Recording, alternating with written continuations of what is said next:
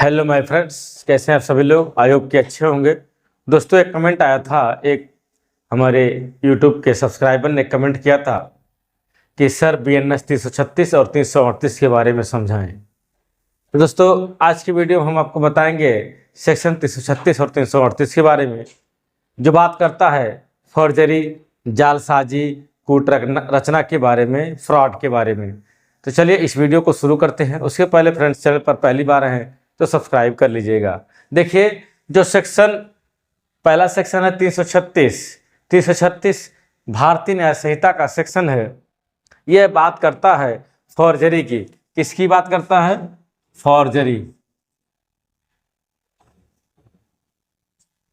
Forgery की बात करता है। और फॉर्जरी में इसको कहते हैं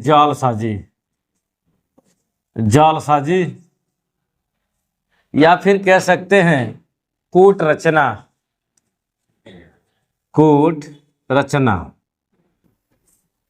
अब इसको हम डिटेल में समझेंगे कि यह फॉर्जरी क्या चीज होता है और इसमें कौन कौन से अपराधों को शामिल किया गया है। सेक्शन 336 में सजा का क्या प्रावधान है, इसको कितने सब सेक्शनों में बांटा गया है, सब कुछ हम अच्छे से डिटेल में कवर करेंगे। एक तरह से इसका पोस्टमार्टम कर देंगे, मतलब कि सब कुछ मिला के अच्छे से बताएंगे तो आपको पूरी तरह समझ में आ जाएगा। फिर कभी आपको परेशान नहीं होना पड़ेगा सेक्शन 336 के बारे में, क्योंकि इसमें सारे सेक्शनों को कवर करेंगे जो इससे संबंधित हैं। चलिए वीडियो को शुरू करते हैं। देखिए, फॉर्जरी, जालसाजी, अगर कोई व्यक्ति जानबूझकर क्या करता है, जानबूझकर झूठे दस्तावेज तैयार करता है। कैसे दस्तावेज? झूठे दस्तावेज करता है तैयार, या फिर इलेक्ट्रॉनिक रिकॉर्ड जैसे PDF हो गया, ईमेल हो गया, इसमें कुछ हेरा फेरी करके क्या करता है, वह प्रयोग में लाता है जिससे किसी व्यक्ति का नुकसान हो जाए, या किसी को धोखा दिया जा सके, वह जालसाजी कहलाता है। देखिए, कूटरचना क्या कहलाती है? यह कहलाती है कि जानबूझकर, पहली बात तो इसमें आना चाहिए जानबूझकर, यानी जो आरोपी व्यक्ति यह कृत्य कर रहा है उसको पता होना चाहिए कि हम कूट रचना कर रहे हैं। जानबूझकर कोई झूठा दस्तावेज, कैसा झूठा दस्तावेज, यानी फॉल्स डॉक्यूमेंट, या फिर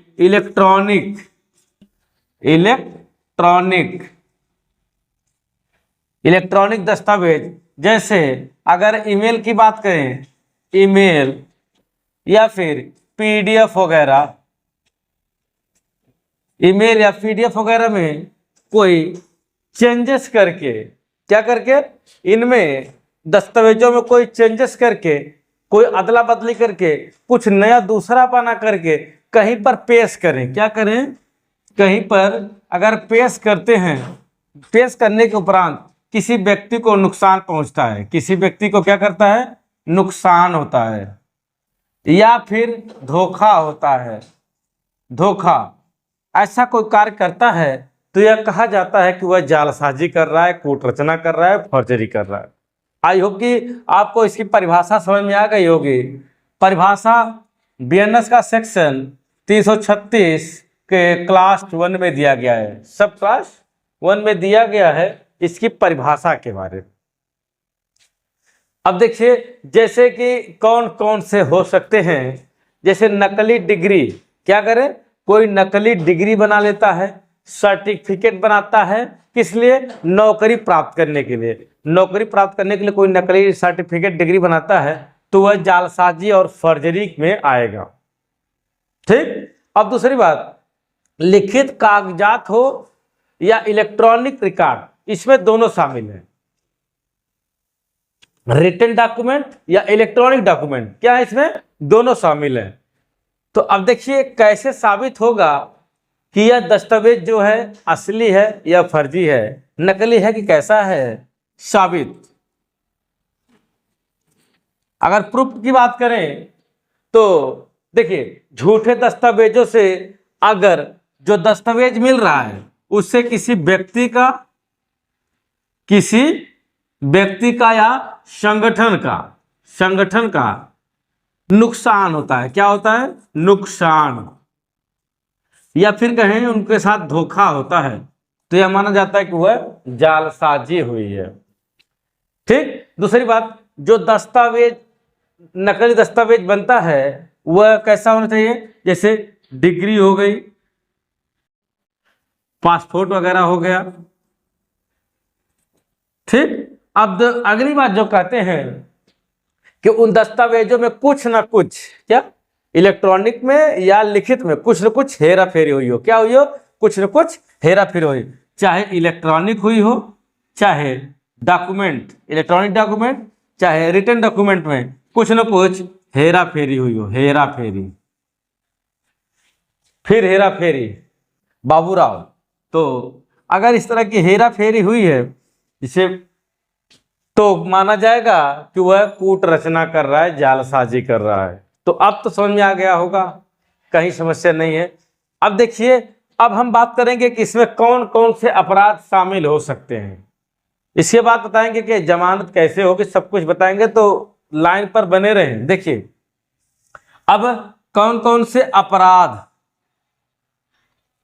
कौन कौन से कृत्य आपके इसमें शामिल होंगे, इसके बारे में भी जरा चर्चा कर लीजिए भाई। जैसे विद्यालय में या संस्थान में, विद्यालय या संस्थान में अगर कोई डिग्री लगाते हैं जो फर्जी है, तो यह माना जाएगा कि वह 336 का अपराध हुआ है। या फिर आप वीजा या पासपोर्ट लगाते हैं, पासपोर्ट या फिर वीजा नकली लगाते हैं, तो माना जाएगा कि वह फ्रॉड हुआ है, फॉर्जरी हुई है।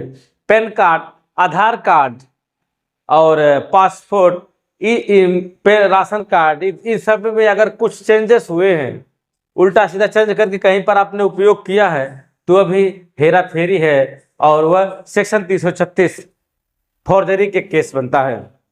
चेक, आपने कोई चेक दिया है, कोई ड्राफ्ट दिया है, कोई राशि है जिसमें कुछ तारीख का, क्या कुछ तारीखों का, तारीख का अगर हेरा फेरी हुई है, या अमाउंट का, उसमें जो अमाउंट है अगर उसमें हेरा फेरी हुई है, तो यह माना जाएगा सेक्शन 336 का अपराध हुआ। या फिर कहें तो कंपनी के शेयर में कुछ धोखाधड़ी की हो, या फिर इलेक्ट्रॉनिक हस्ताक्षर में कुछ हेरा फेरी किया है, आपने इलेक्ट्रॉनिक दस्तखत का दुरुपयोग किया है, नकली वेबसाइट बनाकर के लोगों के साथ फ्रॉड किया है, क्रेडिट कार्ड में हेरा फेरी किया, तो यह सब क्या है? यह सब अपराध होते हैं। तो आई होप कि आपको जितने बताया गया है सब वह अपराध की श्रेणी में रखे गए हैं। अगर इनको लिखूंगा तो लिखते लिखते शाम हो जाएगी, तो ज्यादा लेंथी नहीं बनाना है वीडियो, आपको सिर्फ समझाने का मेरा उद्देश्य है कि कौन कौन से अपराध हो सकते हैं। अब हम मेन टॉपिक पर आते हैं। कौन सी टॉपिक? सजा, पनिशमेंट। सेक्शन 336 में पनिशमेंट क्या है, इस पर गौर करते हैं जरा। देखिए, सेक्शन 336 क्लास 2 बीएनएस, अगर इसके तहत कोई व्यक्ति अपराध करता है कूट रचना का, किसका? कूट रचना का, कूट रचना का कोई व्यक्ति अपराध करता है, तो ऐसे व्यक्ति को 2 साल की सजा होगी। कितने साल की? 2 साल की सजा, 2 साल। ठीक। लेकिन यह कैसा अपराध है? यह असंज्ञेय अपराध है। असंज्ञेय अपराध है, तो सीधी सी बात है, जमानती अपराध है।